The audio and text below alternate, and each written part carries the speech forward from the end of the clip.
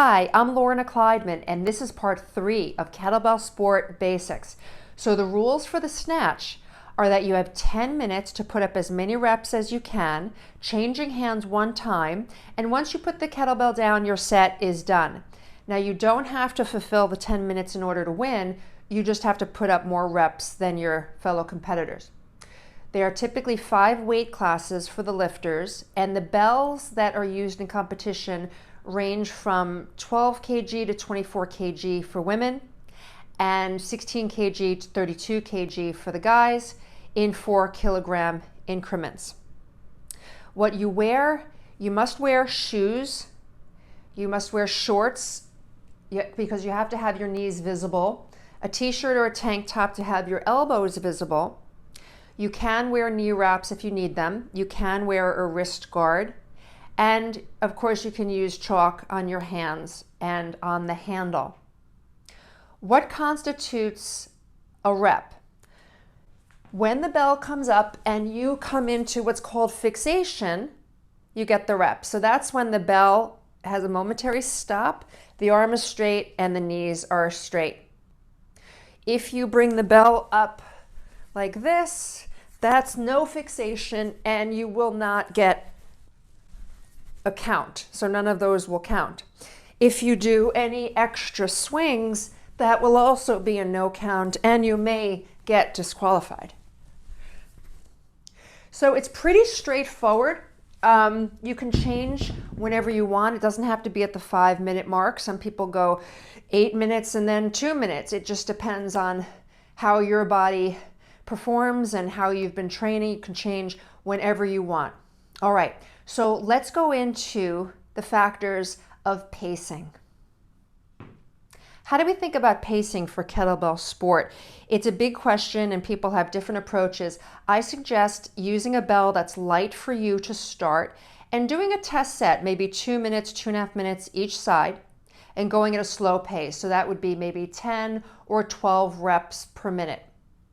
If you're going 12 reps per minute, that would be a rep every 5 seconds. And then as you build on your time and as you build up a little more speed, you can divide those reps per minute into what you're watching on the clock. So for example, 14 reps per minute would be 7 reps per 30 seconds, and then divide it up further, you do 4, then 3, 4, then 3 to get to the 14. So as you're observing the clock, you want to get in 4 reps in the first 15 seconds, then 3, 4, then 3. 15 reps per minute pace, you can divide into 20 seconds times 3, so it'd be 5 reps every 20 seconds, and so on. So you can divide your pace either in quarters or by 20 seconds. Let me give you an example. Let's say there's a gentleman who wants to make rank 1 with the 16 kg bell. And the 16 kg is fairly light for him. For his body weight, to earn rank 1, he has to fulfill 164 reps. So as he's training, he's trying to get to 17 reps per minute pace to get 164 reps. And since the bell is fairly light for him, he's able to do 17 reps per minute through the whole 10 minutes.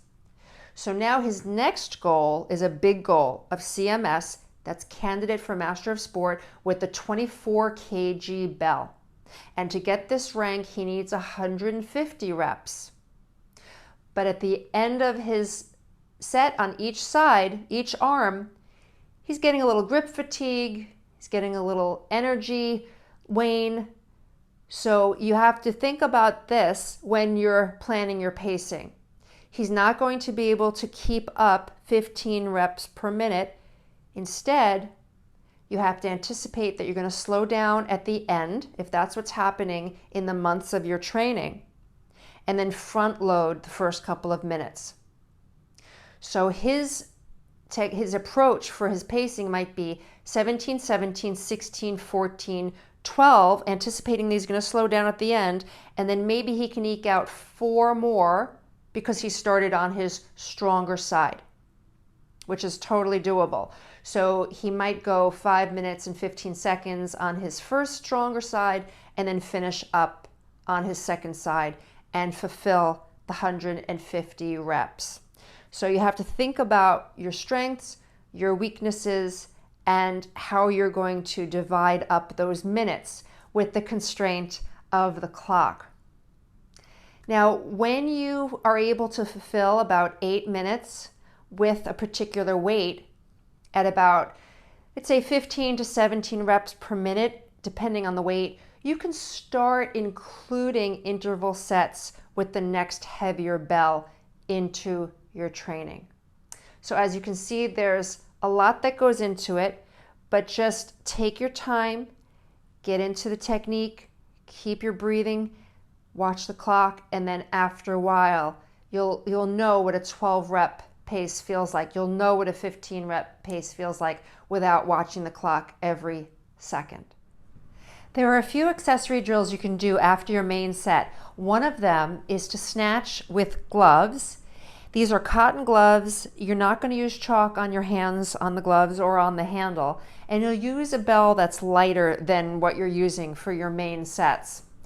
So this is going to not only work your grip, but also show you if you're pulling the bell out from the backswing prematurely, or if you're not waiting for it to finish its pendulum because it's going to slide in the glove. So just taking your time, it's very effective. Now, please be very careful and aware when you set up your environment. Don't do these sets if there are pets nearby, of course, children or things that could potentially break, because nobody loses the bell intentionally.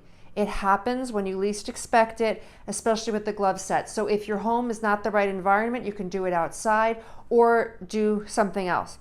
Another drill you can do with a light bell is just a swing and snatch. A swing and snatch. And this also helps your grip and helps you to find the right timing, especially as you're coming up into that acceleration extension. Another one you can do with a heavier bell is going to be low swings. And this is really going to be good for grip endurance, your spinal muscles, your hips, and there's a lot of ab engagement here. So low swings, heavy bell. This is a little more advanced. And you can go 30, 40, 60 reps each side. And another version of this would be swing switch. Up switch. Up switch. And you can go for 3 minutes, 5 minutes, 8 minutes, whatever, the most you can do, but that's, again, a little more advanced. So because the snatch is primarily an extension movement, you're working your posterior chain, it's important to also get in your ab work, leg raises, planks, side planks. Make sure that your anterior line is also being addressed. It's important to work your lats with pull downs, with rows, chin ups, because the lats aren't addressed that much in snatch either. And work the posterior shoulders with flies or external rotation so you keep the muscles around your joint healthy, stable, and you'll be able to perform for a long, long time. All right, thanks for joining me. Next session is going to be the swing clean.